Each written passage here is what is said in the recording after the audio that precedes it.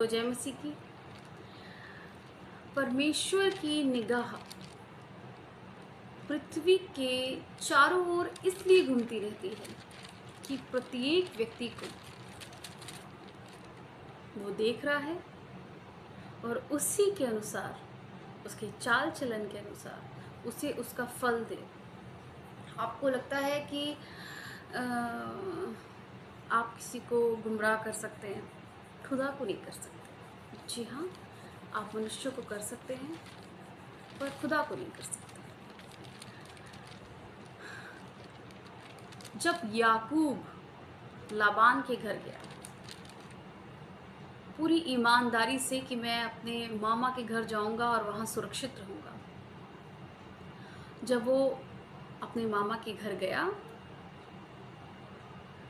और उसने मेहनत की तो लाबान ने खुद उससे कहा कि देखो, टुम्बी होने के कारण मैं तेरा फ़ायदा नहीं उठाऊंगा, इसलिए तू बता कि मैं तेरे काम की मजदूरी तुझे क्या दूँ।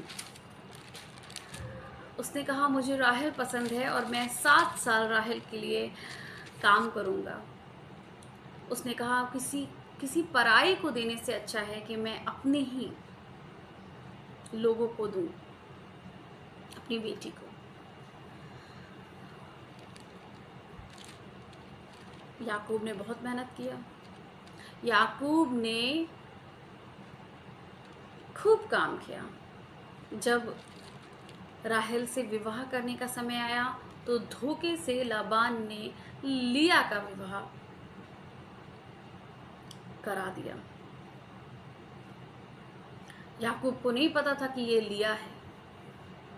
जब याकूब को पता चला तो याकूब बहुत नाराज हुआ, पर उसने लिया को नहीं छोड़ा। लेकिन लिया जानती थी कि याकूब जो इतना रात और दिन मेहनत कर रहा है, ये किसके लिए कर रहा है, वो प्रेम किससे करता है, वो रात और दिन किसको देखता है, उसके सपने में कौन आती है। वो राहेल के लिए मेहनत करता था।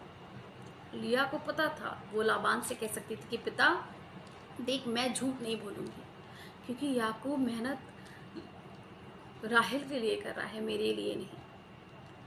पर उसने कुछ नहीं कहा और चली गई, अपने पिता की बात मानी और चली गई।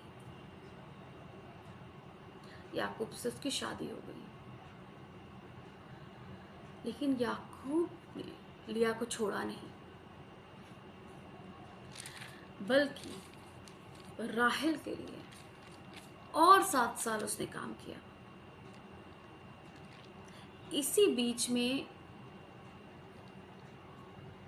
फिर राहेल से भी उसकी शादी हो गई, और जब राहेल से उसकी शादी हो गई और लिया पुत्र जनने लगी, परमेश्वर ने देखा कि यह अप्रिय है और अब इसको पुत्र उसने देने शुरू कर दिए। परमेश्वर की ओर से वो गर्भवती हुई और उसने कहा अब मेरा पति मेरी सुधीरेगा, पर नहीं लिया। ऐसे ही कहते कहते कहते कहते कहते कहते सारे उसके बच्चे हो गए, लेकिन राहेल ने यूसुफ को जन्म दिया, राहेल ने बिन्यामीन को जन्म दिया, और उसने अपनी पूरी आयु भी नहीं की और वो बिन्यामीन के ही जन्म के समय वो ख़त्म हो गई। लेकिन याकूब का उसको पूरा प्यार मिला। किसी के साथ धोखा करेंगे आप तो आप हमेशा दुखी रहेंगे, चाहे वो पास्टर हो, चाहे वो विश्वासी हो।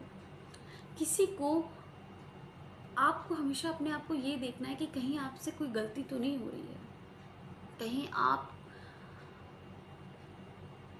किसी को दुख तो नहीं पहुंचा रहे हैं, कहीं आपके कारण कोई परमेश्वर से तो दूर नहीं हो रहा है। हाय उस व्यक्ति पर, वो वो तो ऐसा कर ही नहीं सकते थे, उन्होंने ऐसा बोला, विश्वास नहीं हो रहा है। ये जो हाय शब्द है, ये उन लोगों के लिए है जो विश्वास नहीं कर सकते हम, और वो हमें धोखा दें। विश्वास नहीं कर सकते थे, हाय पतरस ने, जो वो तो ये कह रहा था कि परमेश्वर यीशु मैं तेरा इनकार नहीं करूंगा। हाय ठोकर का लगना आवश्यक है, लगेगी, पर किससे? आपसे नहीं, क्योंकि आप 20 साल से, 30 साल से, 50 साल से परमेश्वर की सेवा कर रहे हैं।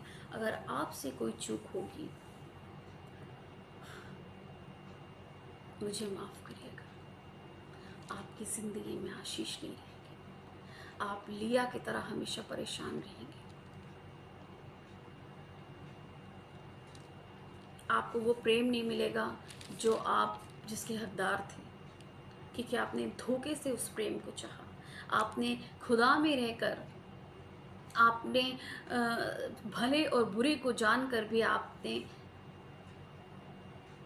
बुराई की।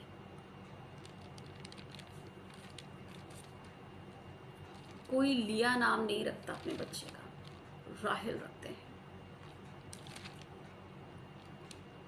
काश वो ये कहती कि नहीं, मैं नहीं ऐसा करूँगी, मेरे सामने उसने बहुत मेहनत किया है राहेल के लिए, मैं नहीं करूँगी। परमेश्वर के सामने हर समय पश्चाताप करते रहिए, अपनी गलतियों को समझिए। अगर आप एक अच्छे विश्वासी हैं तो अपनी गलतियों को समझिए। परमेश्वर आपको आशीष दे, उसकी मदद लीजिए।